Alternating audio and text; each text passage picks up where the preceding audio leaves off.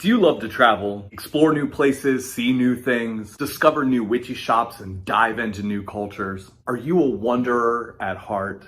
Or heck, maybe you hate to travel and you have to do that because of other obligations.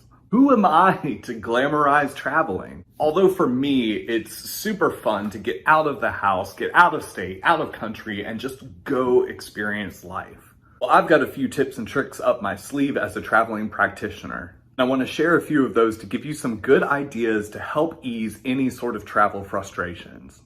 There's a thing or two I've learned because I've seen a thing or two. Now, although most of my suggestions will certainly apply to most forms of traveling, I'm specifically referencing and focusing on extensive travels. At least the kind you have to hop on a plane on to get to and from your destination. It's one thing to be in a car, it's a whole nother layer to get through some government security. Now, unless you have the magical powers of Merlin from Sword in the Stone and can magically pack an entire house into a carry-on bag by singing a spell. It's very small, we've got to save enough room for all. Higgitus, higgitus, higgitus, boom. Which, by the way, if you have those magical powers, please contact me immediately. I will pay an endless amount of money. We have a lot of things to do, aka conquer the world. Then it's important that you make sure to pack light. Most airlines allow for you to bring one carry-on and one personal bag. Take into account these important things: the length of your trip, the climate of the area you're traveling to, and what shopping you anticipate on doing. If you're like me and traveling to destinations that you know you're going to be attending a crystal show, exploring witchy shops, or just love to find local gifts for yourself or others, really take this anticipated shopping into account. On one extreme, if you pack all the things that you possibly can, including check bags, etc., all of which are filled to the brim, know that anything that you buy, your only option to get it back home is to ship it. But why spend more money than you have to? On another extreme, if I know I'm traveling to a warm destination for maybe a week or less, I'll cram everything into a book bag, and that's it. Now, I know you're probably freaking out at this idea, but hear me out. Personally, I know me, and I know that the majority of time I travel, I'll be purchasing a lot of stuff. Since I only have a book bag, this means I can travel home with a lot more stuff. Finding a local store like a Ross or a TJ Maxx, or heck, even a secondhand thrift store, you can easily purchase a carry-on bag for less than $20, and now you can fill this with all of the purchases from your trip to return home with. The best part is you don't have to pay anything extra. Another bonus of this is by not checking any bags, there means there's no chances for the airport to lose or damage your bags. When the flight lands back home, there's simply no waiting for your luggage either, since you already have it with you. You just grab it and go. Make sure to check with your airline and flight on specific policies with carry-ons and dimensions to make sure that you abide by the regulations.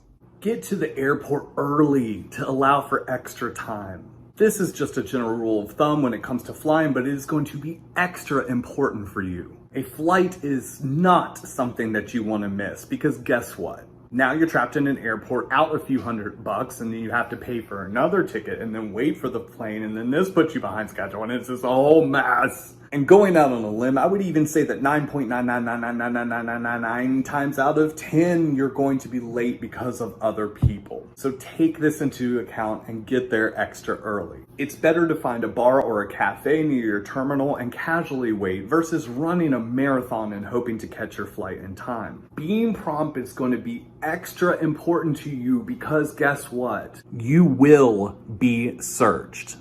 Every single time.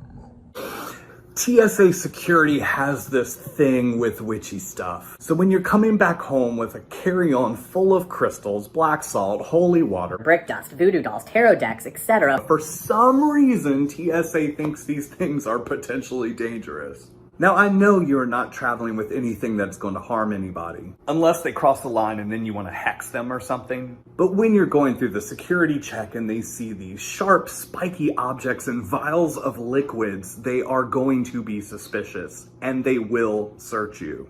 Getting pulled aside to have your bag checked for these witchy items can take some time depending on how busy the airport is. Stay calm, be friendly and helpful, and just explain.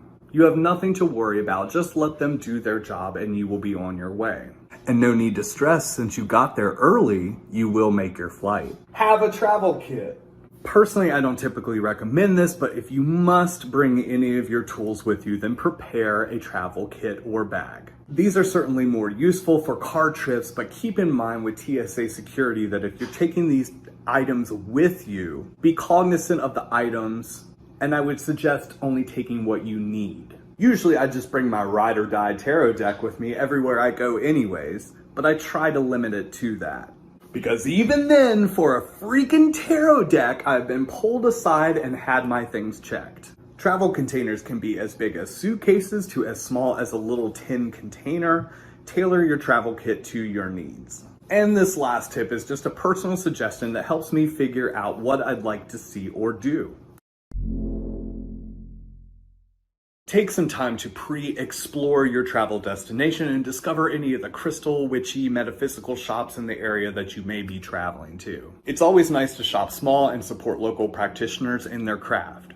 Plus, who doesn't love finding little witchy shops in a new town? There's always something interesting to find that may not be available in your local community. There's this wonderful little tool called the internet, which allows you to access all of this information to dive into which shops or attractions that you're going to be in the area traveling to. I recommend this little secret that nobody knows about, Google.com, which will answer any of your curiosities. Try typing in the name of the city and the state that you're traveling to, along with keywords like metaphysical shop, and have fun going down the rabbit hole. Getting an idea of shops, events, etc. beforehand also gives me an idea of how much I need or don't need to pack. If I'm traveling to Nowhereville, then I know that's not going to be anything else to see or do, which then helps me properly plan for packing as well. I hope some of these tips and tricks have given you some great ideas for the next time you are going to travel. Have you experienced any TSA horror stories? Because believe you me, I have quite a few to tell myself. Comment down below and let me know what your TSA horror story was. Also, if you have any other suggestions or ideas when it comes to traveling, please comment down below and share with the rest of the squirrel nest. If you haven't done so already, go ahead and hit the subscribe button, because why not? You're already here watching the video. Give it a thumbs up if you like this content and to see more content like this in the future. For those of you that don't know, I am Papa Squirrel, aka Brian, and welcome. Thanks for taking the time to hang out with me today. Much love, my squirrely friend. Mwah!